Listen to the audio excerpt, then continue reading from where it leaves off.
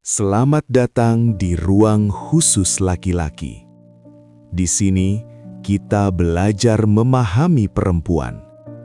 Bukan untuk disukai, bukan untuk dikuasai, tapi agar tidak hidup dalam salah paham. Di video ini, kita tidak sedang mencari siapa yang salah. Kita hanya mencoba memahami kenapa hal yang terlihat sederhana sering terasa rumit di dalam hubungan. Pernahkah Anda mendengar kalimat paling berbahaya dalam sejarah hubungan manusia? Bukan makian, bukan pula ancaman. Kalimat itu hanya terdiri dari dua kata sederhana, tidak apa-apa. Di balik ketenangan wajah seorang perempuan yang mengucapkannya, tersimpan sebuah labirin emosi yang dalam. Hari ini, kita akan membedah seni perang tanpa suara, sebuah taktik sosiologis yang mengubah diam menjadi senjata paling elegan. Mengapa perempuan memilih untuk diam saat mereka paling terluka? Seringkali, kata-kata dianggap terlalu murah untuk menjelaskan luka yang sangat mahal. Disinilah masalah dimulai. Ketika komunikasi verbal dianggap tidak lagi mampu menjangkau kedalaman perasaan, diam menjadi benteng pertahanan terakhir. Ini bukan sekadar kemarahan, ini adalah sebuah tes kognitif bagi lawan bicaranya. Sosiolog ternama Pierre Bourdieu pernah membahas tentang kekerasan simbolik. Dalam konteks ini, diam adalah bentuk protes yang tidak melanggar norma kesopanan, namun memiliki dampak psikologis yang masif. Dengan mengatakan tidak apa-apa, seorang perempuan sebenarnya sedang memegang kendali moral. Dia tidak merendahkan martabatnya dengan berteriak, melainkan menarik diri ke dalam sebuah dimensi di mana lawan bicaranya dipaksa untuk berpikir. Ini adalah tahap eskalasi. Tidak apa-apa adalah sebuah umpan. Ini adalah cara perempuan menguji seberapa jauh lawan bicaranya mampu membaca apa yang tidak terucapkan.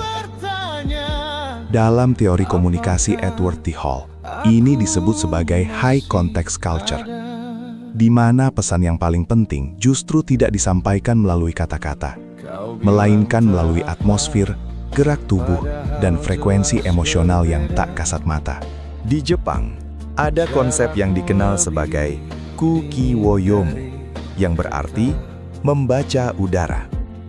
Seni perang tanpa suara ini menuntut seseorang untuk mengerti situasi tanpa perlu penjelasan. Ketika seorang perempuan berkata, "Tidak apa-apa," dia sedang memberikan kesempatan bagi Anda untuk membaca udara. Kegagalan dalam membaca tanda ini seringkali dianggap sebagai kegagalan dalam empati dan kecerdasan emosional. Inilah klimaksnya. Diam bukan berarti kalah. Diam adalah bentuk protes yang paling elegan, karena ia tidak meninggalkan jejak kekasaran. Dengan tetap tenang, perempuan menjaga martabatnya tetap utuh, sementara lawan bicaranya berjuang dengan rasa bersalah dan ketidakpastian.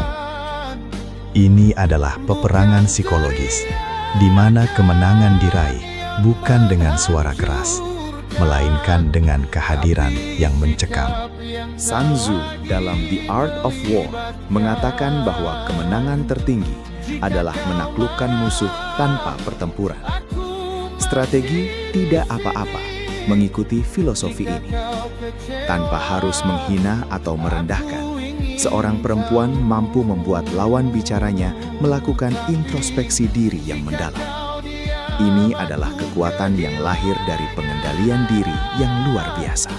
Namun, setiap senjata memiliki batasnya. Resolusi dari seni ini bukanlah untuk terus-menerus diam, melainkan untuk membangun jembatan pemahaman.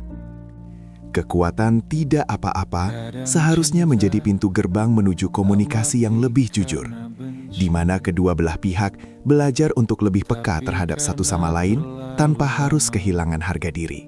Pada akhirnya, memahami rahasia di balik kata tidak apa-apa adalah tentang menghargai kedalaman jiwa manusia. Ini bukan tentang manipulasi, melainkan tentang bahasa cinta yang tingkat tinggi. Sebuah undangan untuk masuk ke dalam ruang emosional yang lebih dalam dan saling memahami tanpa perlu banyak bicara. Jadi, lain kali Anda mendengar kata "tidak apa-apa", jangan hanya mendengarkan suaranya. Dengarkanlah kesunyiannya. Karena di sana tersimpan rahasia kekuatan yang mampu mengubah dunia. Satu kepekaan pada satu waktu. Terima kasih telah menyaksikan Seni Perang Tanpa Suara. Jika video ini membantu Anda melihat dengan lebih jernih, tidak perlu setuju, cukup pahami. Karena memahami tidak selalu membuat kita disukai, tapi seringkali membuat kita lebih tenang. Sampai bertemu di ruang khusus laki-laki dengan topik yang lain.